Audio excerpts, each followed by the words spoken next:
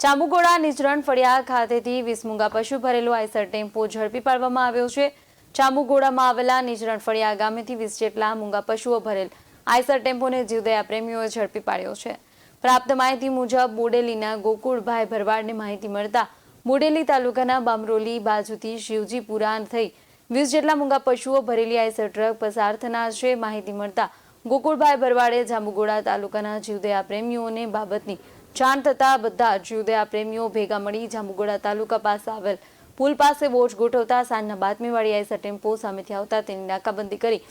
રોકતા Eicher ચાલકે ગાડી ઊભી રાખી ભાગે છૂટવાનો પ્રયત્ન કર્યો। આઈસર ચાલકે તેની સાથે ભાગી રહેલા તેના સાથીદારને જીવદયા પ્રેમીઓએ પકડી પાડ્યો। ત્યારબાદ બાબતની જાણ જાંબુગોડા પોલીસને કરતા તાત્કાલિક જાંબુગોડા પોલીસ નિજરણ ફળિયા ગામે પહોંચી આઈસર ટેમ્પો તેમજ ચાલક જીગર અલી જાકીર અલી મકરાણી તેમજ તેની સાથે મોહમ્મદ હનીફ મોહમ્મદ અલી મકરાણીને જાંબુગોડા પોલીસને હવાલે કરતા જાંબુગોડા પોલીસે પંચો સમક્ષ આઈસર ટેમ્પોમાં તપાસ કરતા આઈસરમાં ટૂંકા દોરડાઓ વડે તેમજ ખીચોખીચ ક્રૂરતાપૂર્વક બાંધેલી 11 જેટલી ભેંસો તેમજ 9 પાડા આ મળી કુલ 20 જેટલા મૂંગા પશુઓને કોઈપણ જાતના ઘાસચારા કે પાણીની સગવડ તેમજ કોઈપણ પાસ પરમિટ વગર કતલખાનાના ઈરાદે લઈ જવા હોવાનું જણાઈ આવતા જાંબુગોડા પોલીસે 20 જેટલા પશુઓની કુલ કિંમત 2,65,000 તેમજ આઈસર ટેમ્પોની કિંમત 5 લાખ આમ મળી 7,65,000નો મુદ્દામાલ કબજે કરી ચાંબુગા પોલીસે